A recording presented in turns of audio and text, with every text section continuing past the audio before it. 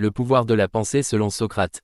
Socrate, l'un des piliers de la philosophie occidentale, a mis l'accent sur le pouvoir de la pensée dans la quête de la vérité et de la sagesse. Pour lui, la pensée critique était la clé pour comprendre le monde et soi-même. Il a développé la méthode socratique, un processus de questionnement rigoureux, encourageant l'auto-examen et la remise en question constante. Socrate croyait que le savoir véritable commençait par l'admission de l'ignorance. Sa célèbre déclaration « Je sais que je ne sais rien » exprime l'idée que la reconnaissance de nos limites intellectuelles est le point de départ de la recherche du savoir. Cette humilité intellectuelle, selon Socrate, ouvre la porte à un véritable apprentissage.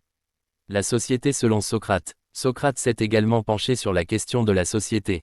Il considérait la vertu comme le bien ultime, affirmant que la connaissance du bien conduirait à des actions moralement justes.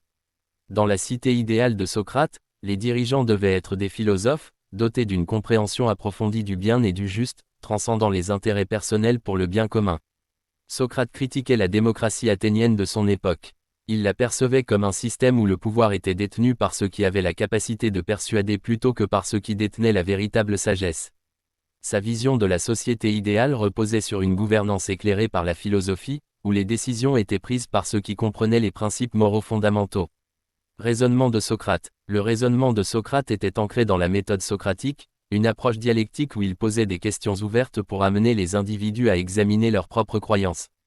Il ne prétendait pas avoir toutes les réponses, mais il cherchait à susciter la réflexion critique chez les autres. La maïeutique, ou art de faire accoucher les esprits, était un élément clé de la méthode socratique.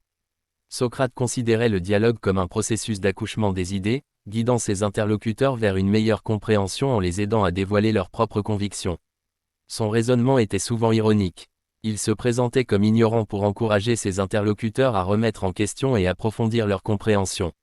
Ces conversations, souvent rapportées par son disciple Platon, démontraient la puissance transformative de la pensée critique et du questionnement persistant. En conclusion, Socrate a légué à la philosophie un héritage puissant, mettant en lumière le pouvoir de la pensée dans la recherche de la vérité, tout en proposant des idées novatrices sur la société et en développant une méthode qui continue d'influencer la manière dont nous abordons la pensée critique aujourd'hui.